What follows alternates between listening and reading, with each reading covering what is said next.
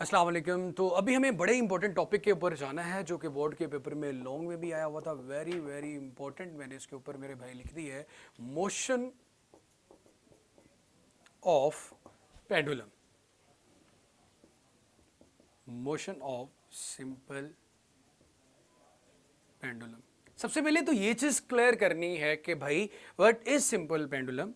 कि आपके पास एक मेटल बोब हो और अगर उसको एक रस्सी के साथ बांध दिया जाता है, लटका दिया जाता है, तो वो हमें उस चीज को हम नाम देते हैं सिंपल पेंडुलम का।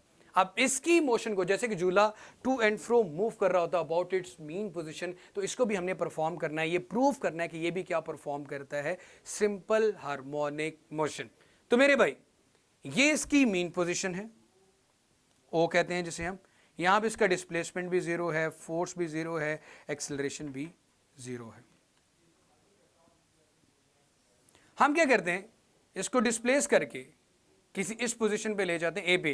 यही वही है लेकिन मैं डॉटेड लाइन से रिप्रेजेंट किया गया, अलग-अलग डायग्राम ना बनानी पड़े। तो आपको पता है कि इसमें एक्चुअली दो फोर्सेस एक्ट कर रही होती है। एक वेट इसका नीचे की तरफ जब भी कोई चीज हैंग होती है, और टेंशन टी अपवर्ड। अब मेरा बेटा यहाँ पे कोई एंगल थीटा भी ये बना ही रहे होंगे, वो क्यों बना रहे हैं मैं जरा बताता हूँ। अब यहाँ पे भी टेंशन टी अपवर्ड है और वेट डाउनवर्ड है, लेकिन टेंशन टी एग्जैक्टली अपवर्ड नहीं है। जब आप ऑब्जेक्ट को ओ से ए तक लेके गए, ओ से ए तक लेके गए, तो ऑब्जेक्ट के ऊपर टोटल कितनी फोर्सेस एक्ट कर रही हैं। हमें रिस्टोरिंग फोर्स, मैंने सबसे पहले बताया था आपको, ये चीज सबसे कंसर्निंग पॉइंट जो होना चाहिए वो रिस्टोरिंग फोर्स है। वो कौन सी फोर्स होगी जो ऑब्जेक्ट को किसकी तरफ लेके आएगी, अपनी मेन पोजीशन की तरफ। यहां पे वेट डाउनवर्ड है और वेट का हमें फॉर्मूला पता है, एम जी होता है। हम क्या करेंगे, वेट नॉट, अब ये देखो ये ऑब्जेक्ट ना तो अलोंग द एक्स एक्सिस है, ना ही exactly along the Y axis है। तो ऐसे केस में हम फोर्स को उसके रेक्टेंगुलर कंपोनेंट्स में रिजॉल्व करते हैं। हम फोर्स को उसके रेक्टेंगुलर कंपोनेंट्स में रिजॉल्व करते हैं। फोर्स को उसके रेक्टेंगुलर कंपोनेंट्स में रिजॉल्व करते हैं। तो यहां पे इसी एंगल को एक्सटेंड करके यहां पे लिया जाएगा, तो ये थीटा आ गया हमारे पास। ये वेट है, जिस तरह आप लोगों ने नाइन्थ क्लास में ये फोर्स थी, ये आपका एफ वाई आ गया था, ये एफ एक्स आ गया था। इन्हें रेक्टेंगुलर कंपोनेंट्स कहते हैं जब हमारे पास not along the X axis और not along the Y axis आ रही हो। तो मेरा बेटा हमारे पास यहां पे टेंशन टी है, यहां पे वेट का, थीटा के साथ हमेशा वेट का एक्स कंपोनेंट होता है और यहां पे आ जाएगा वेट का वाई कंपोनेंट। आपको पता था कि एफ एक्स क्या होता था बेटा, एफ कॉस थीटा। इसी तरह अगर डब्ल्यू एक्स की बात करूं, जरा ध्यान से सुन लीजिएगा, ये होगा जी आपके पास एम जी कॉस थीटा के। और डब्ल्यू वाई की बात करूं तो ये आएगा एम जी साइन थीटा की। मैंने इसको रिजॉल्व इसलिए किया, ये बड़ा इंपॉर्टेंट पॉइंट है कि यहां पे आपके पास कुछ देर के लिए ऑब्जेक्ट ए पे जाके एक्सट्रीम पोजीशन पे जाके रुकता है। जब हम कहते हैं कि एक्सट्रीम पोजीशन पे इसकी वेलोसिटी जीरो थी, वो रुकता क्यों है, क्योंकि उस पे टेंशन टी और वेट कुछ देर के लिए इक्वल हो जाते हैं। लेकिन फिर ऐसी कौन सी फोर्स थी जिसने इसको मजबूर किया कि अपनी मीन पोजीशन ओ पे आओ। तो हमने जब देखा इस पे टोटल तीन फोर्सेस एक्ट कर रही हैं। एक वेट का एक्स कंपोनेंट जिसे आपने कहा M G cos theta, A के ऊपर M G cos theta act कर रहा है, टेंशन टी एक्ट कर रही है। ये दोनों ऑपोजिट डायरेक्शन में होते हैं तो एक दूसरे के इफेक्ट को कैंसिल कर देते हैं, जिसकी वजह से ऑब्जेक्ट कुछ देर के लिए रुकता है। लेकिन अगर आप नोट करो डब्ल्यू वाई, जिसे हम कहते हैं एम जी साइन थीटा, ये वो फोर्स है, ये वो अफेक्टिव फोर्स है जो ऑब्जेक्ट को ओ की तरफ लेके जाएगी। यही पॉइंट अगर आपको समझ में आ जाता है सिंपल पेंडुलम में, तो आपका टॉपिक हो गया। आपके पास ए पे ऑब्जेक्ट नहीं रुकता ड्यू टू रिस्टोरिंग फोर्स। तो भाई कौन सी रिस्टोरिंग फोर्स है, वेट एग्जैक्टली नीचे की तरफ तो एक्ट करेगा, पर एक फोर्स उधर भी है, वेट कुछ पार्शली डिवाइड एक्स पे, पार्शली डिवाइड है वाई पे। तो जो एक्स पे डिवाइड है वो टेंशन टी के साथ बैलेंस होके एक दफा ऑब्जेक्ट को ओ पे रेस्ट पे ले आता है। फिर ऐसी कौन सी फोर्स इसमें असर करती है वेट की, जिसको ओ की तरफ लेके आती है, वो उसकी रिस्टोरिंग फोर्स है और वो वेट का वाई कंपोनेंट है एम जी साइन थीटा। तो ये थी मेरे बेटा यहां पे restoring force M G sine theta, जिसको मजबूर करेगी कहां पे आएगा बेटा, अपनी मीन पोजीशन ओ की तरफ। तो एक्सट्रीम से यानी दूसरी एक्सट्रीम पोजीशन बी ले लेते हैं। ऑब्जेक्ट जब भी हमेशा मीन पोजीशन की तरफ जाएगा सिंपल पेंडुलम में, तो वो किसकी तरफ, किसकी वजह से जाएगा बेटा, एम जी साइन थीटा। और एम जी साइन थीटा हमारे पास यहां पे रिस्टोरिंग फोर्स है। बाकी सारे पॉइंट्स बिल्कुल सेम है कि जी एक्सट्रीम पे वेलोसिटी जीरो, एक्सेलरेशन मैक्सिमम है, मीन पे वेलोसिटी मैक्सिमम और एक्सेलरेशन जीरो है। बाकी इसका मैं जो जनरलाइज्ड फार्मूला है टाइम पीरियड कैलकुलेट करने का, पेंडुलम जब अपना एक चक्कर मुकम्मल करता है तो इसका टाइम पीरियड कैलकुलेट करने का फार्मूला है t is equal to 2 pi under root L over जी।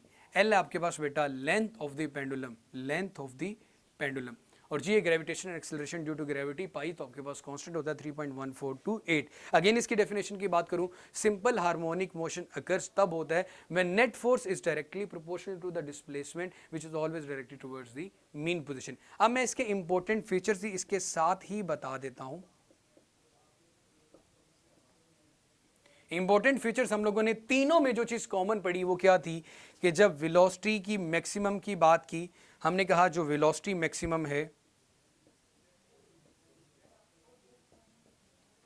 वो होती है आपकी मीन पोजीशन पे, और मिनिमम कहां पे होती है जनाब, एक्सट्रीम पोजीशन पे। मिनिमम को हम, मीन को हम ओ का नाम देते हैं, एक्सट्रीम को हम ए बी का नाम देते हैं। इसी तरह एक्सेलरेशन की बात की, एक्सेलरेशन मैक्सिमम कहां पे होता है जनाब, एक्सेलरेशन हमारा मैक्सिमम होता है एक्सट्रीम पे और मिनिमम होता है मीन पे। ये बातें पहले भी फर्स्ट टॉपिक में ही क्लियर कर ली थी। उसके बाद acceleration is always directed towards the mean position, और simple harmonic motion vibratory motion भी परफॉर्म करता है। तो ये मेरा बेटा सिंपल हार्मोनिक मोशन का टॉपिक था। इसी के साथ साथ कुछ छोटी छोटी बेसिक सी डेफिनेशन है, मैंने सोचा तो उसको अलग लेक्चर में कर लेंगे, लेकिन इसी के साथ ही कर लेते हैं। उसको ज़रा ध्यान से सुनिएगा। वो कौन सी है मेरा बेटा, इन सब के अंदर जो कॉमन चीज़ें थी। उसके बाद हमने कहा इंपॉर्टेंट फीचर्स वाला जो टॉपिक है पेज नंबर 5 के ऊपर, बहुत इंपॉर्टेंट शॉर्ट क्वेश्चन है, बोर्ड के पेपर में बार बार पूछा गया है, तो इसको अच्छे से कीजिएगा। अब मैं कुछ डेफिनेशंस आप लोगों को क्लियर करता हूँ, बहुत आसान है।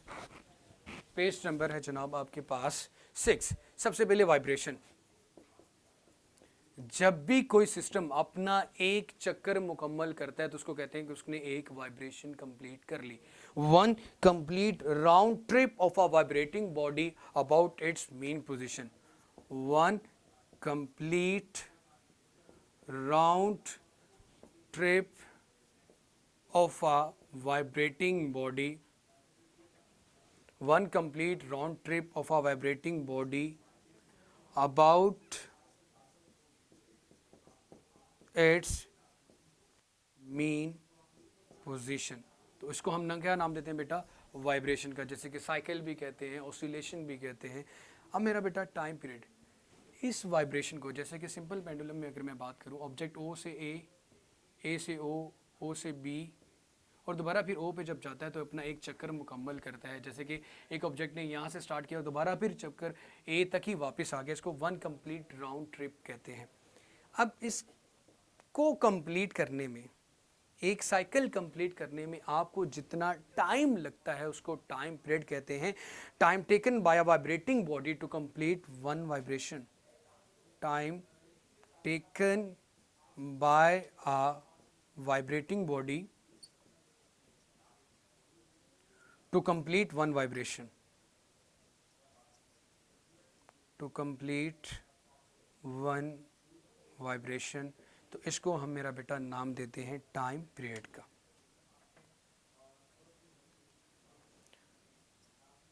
और मेरे शहजादों जो टाइम पीरियड का यूनिट होता है ना मेरा बेटा, वो होता है सेकेंड। टाइम पीरियड का जो यूनिट होता है मेरा बेटा वो क्या होता है, सेकेंड। इसी तरह एक सेकेंड में कितनी साइकिल्स कंप्लीट होती हैं, कितनी वाइब्रेशंस कंप्लीट होते हैं, कितने चक्कर मुकम्मल कंप्लीट होते हैं, उसको कहते हैं फ्रीक्वेंसी। नंबर ऑफ वाइब्रेशंस, कितने टाइम में कितनी वाइब्रेशन इन 1 सेकेंड। तो इसलिए मैंने सबसे छोटा यूनिट ले लिया टाइम का, इन 1 सेकेंड। इसे कहते हैं जी फ्रीक्वेंसी। और फ्रीक्वेंसी और टाइम पीरियड के दरमियान जो खूबसूरत बात यह है कि दोनों एक दूसरे के रेसिप्रोकल होते हैं, बल्कि उलट होते हैं। टी को अगर लिखना चाहूँ तो मैं लिखूंगा 1/f, एफ को लिखना चाहूँगा तो 1/t। और फ्रीक्वेंसी का जो यूनिट होता है बेटा वो होता है हर्ट्ज, HERTZ, और कैपिटल H और स्मॉल z इसके यूनिट का सिंबल होता है। अब इसी तरह लास्ट चीज amplitude.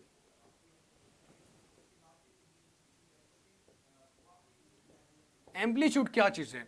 Maximum displacement of a vibrating body from its mean position. जब आपने सिंपल पेंडुलम को मूव करवाया, मैक्सिमम कहां तक मूव करवा सकते हो? मेन पोजीशन से एक मैक्सिमम एक्सट्रीम पोजीशन तक के इस डिस्टेंस को, ओ से ए तक, इस डिस्टेंस को नाम दिया जाता है डिस्प्लेसमेंट का। The maximum displacement of a vibrating body from its main position is called amplitude. इस डिस्टेंस को एम्पलीट्यूड कहते हैं। दैट इज डिस्टेंस की कोई भी फॉर्म आ जाए, यूनिट हमेशा मीटर होता है। तो ये बड़ा इंपॉर्टेंट टॉपिक्स थे जो हम लोगों ने कर लिए। तो अपना बहुत सारा सा ख्याल रखिएगा। इंशाल्लाह अगेन हम बात करेंगे डैम्प्ड ऑसिलेशंस की। लेकिन एक चीज इंपॉर्टेंट अगेन कि आपको अब समझने के लिए कॉन्सेप्चुअली समझना होगा। अदरवाइज सिर्फ रट्टा लगाने से ये चीज़ क्लियर नहीं होगी। तो अपना बहुत सारा सा ख्याल रखिएगा। अगेन मुलाकात होती है इंशाल्लाह। अल्लाह हाफिज़।